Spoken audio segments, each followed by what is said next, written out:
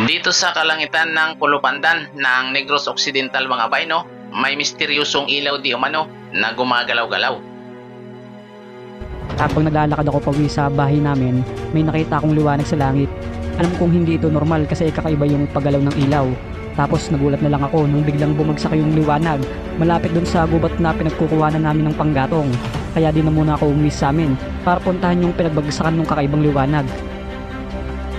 Alam nyo ba na matagal ng kwento-kwento ang tungkol sa mga UFO dito sa ating bansa at kahit pa sa ibang mga bansa, bagamat wala pang napapatunayan na mayroon ngang mga ganito. Nakita ko dun sa may gubat na may malaking butas sa lupa. Tingin ko, nandun sa ilalim yung parang ulo ng rocket ship. Kaya tinawag ko kaagad yung mga kumpare ko para kunin yung misteryosong bagay na yon at dalhin dun sa bahay namin. Ang umano UFO sightings sa Negros ay hindi na raw bago. Katunayan nga, noong taong 1979, nagkaroon din daw ng UFO sightings sa lugar na ito. At nasaksihan pa ito di umano ng mga residente at ayon din yan sa ibang mga residente na nakakita sa pangyayari. Ito pala yung ulo ng rocket ship na nakuha namin sa gubat, dun sa pinagbagsakan ng liwanag. Pero habang kinukuha namin to, may nakita kaming kakaiba sa gubat. Alam namin na hindi yung tao o hayop dahil nakunan yun ng picture ng kasama ko at sigurado kami na alien yun. Samantalang mga bayno, nitong nakaraang Huwebes lang, may mga nag-aabang ng UFO sighting sa lugar na ito. Bandang alas 7 ng gabi. Ito ang kanilang nakunan. Pagkatapos nga ng pangyayaring yon, nabalita sa TV na may napatay na alien yung magsasaka na malapit dito sa amin. Maraming hindi naniniwala. Pero alam namin na totoo yung insidente na yon dahil kami mismo nakita namin yung alien na gumagala malapit dun sa pinagbagsakan ng misteryosong liwanag. Isang kakilakilabot naman na larawan ng isang alien ang ipinost online ng isang magsasaka. Makikita sa larawan na nakalagay ang alien sa isang freezer habang pinupunasan ito. Ayon sa balita, nahuli di umano ng magsasaka ang naturang alien sa kanyang bukirin. At napabalita pa nga ito sa isang news channel mga bayno upang kumpirmahan niya kung totoo nga ba ang balita o isang fake news lamang mga bay. Pagdating sa usaping alien, hati-hati ang pananaw ng mga tao. Merong naniniwala at merong hindi naniniwala. Pero para sa akin, totoo ang mga alien.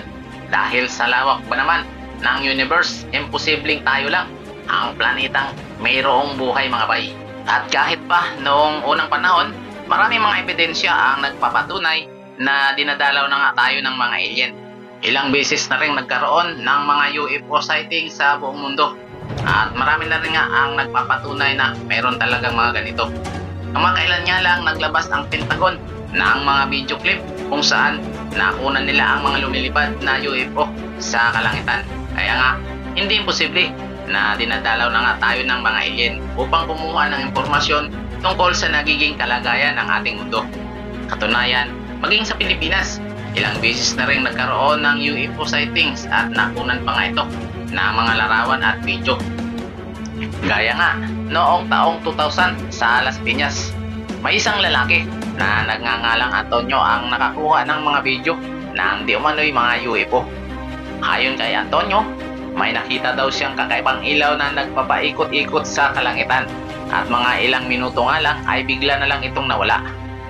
At noong taong 2004 naman mga bayno, na ulit muli ang pangyayari. Pero sa pagkakataong ngayon, mga bata ang nakapansin sa mga kakaibang mga ilaw na nagpapaikot-ikot sa kalangitan hanggang sa naulit ng naulit ang pagpapakita ng mga UFO sa Pilipinas. At gaya nga noong taong 2011 sa Bulacan, may mag-asawa na nakakita di umano ng UFO na nagpapaikot-ikot sa kalangitan na bigla na lang dinawala. At noong taong 2015 sa Pampanga naman, meron ding video ng UFO na nakunan. Umalat ito sa Facebook at umani ng sari-saring opinyon. Ang pinakahuling pagpapakita ng UFO ay noong taong 2019 sa Negros Occidental na nakunan din ng kamera. May ilan pa tayong mga kababayan na nakakita din umano ng mga alien. Gaya na lang ng isang broadcaster na si Ray Sibayan na dinukot daw ng mga alien at sinakay mismo sa mismong spaceship. Si Ray Sibayan ay kilala bilang broadcaster na nagtataglay ng tinatawag na third eye. Dahil nga mainit ang usaping alien, may mga larawang kumalat sa internet tungkol sa isang magsasaka na nakapatay daw ng alien. Ayon sa magsasaka, nagising daw siya sa kakaibang tunog na kanyang narinig at nung puntahan nga niya ang naturang tunog, nagulat siya sa kanyang nakita. Meron daw napadpad na alien sa kanyang bukirin, kaya hinuli niya ito at pinatay. Makikita sa larawan ang di umano'y alien na napatay ng isang magsasaka, mga baino, at mukhang inaagnas na nga ito.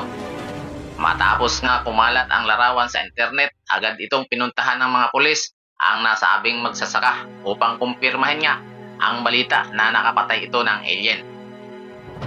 Mga bay, tama ang mga maling hinala at mas maiintindihan natin ang mga bagay sa ating kapaligiran hanggang sa ating kalawakan.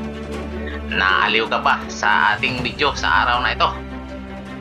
Mag-iwan lamang ng komento sa ibaba, i-like at ibahagi ang video ito para updated tayo sa susunod pa nating mga video.